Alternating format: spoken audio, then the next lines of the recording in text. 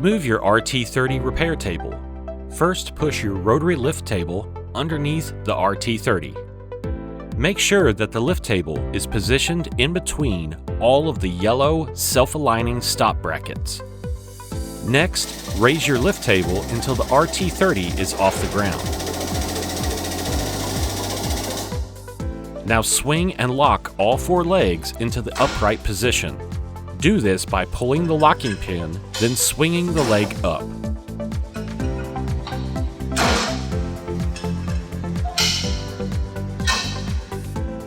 At this point, you can easily move the repair table. Once your RT30 repair table is in the location you want it, drop the legs by pulling the locking pin and swinging the leg into the down position, locking the leg in place.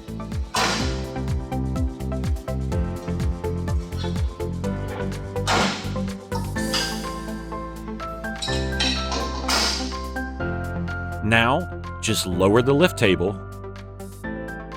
and move it out from under your RT30. To level your RT30, use an adjustable wrench to loosen the locking nut on the adjustable feet. Then tighten or loosen the feet depending on whether you want to raise or lower the leg.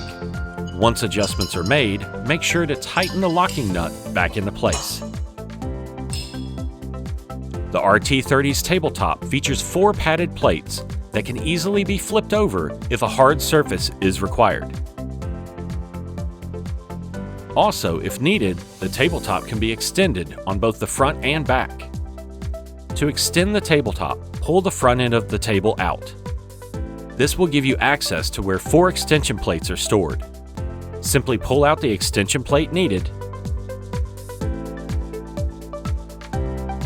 and place it onto the extended table frame.